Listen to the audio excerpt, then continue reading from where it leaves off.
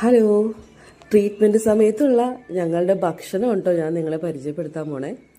ഇതെന്താണെന്നൊന്നും നിങ്ങൾ ചിന്തിക്കേണ്ട, ഞാൻ പറഞ്ഞുതരാം.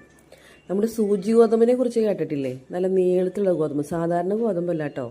ആ സൂചി ഗോതമ്പ് അരച്ചുണ്ടാക്കുന്ന ദോശ. അതായത് അതിൽ വേറെ ഒന്നും ചേർക്കാൻ പാടില്ല, വെറും ഉപ്പ് മാത്രം ചേർത്തിട്ട് നമുക്ക് അരച്ചെടുത്ത് ദോശ ഉണ്ടാക്കാം. കൂട്ടത്തിൽ തേങ്ങ ചുട്ടതും വറ്റൽമുളക് ചുട്ടതും കൂടി അരച്ചെടുക്കുക, ലേശം ഉപ്പ് മാത്രം ചേർത്തിട്ട്, വേറെ ഒന്നും ചേർക്കാൻ പാടില്ല. അതാണ് ഈ കർമ്മൻ ചമ്മന്തി.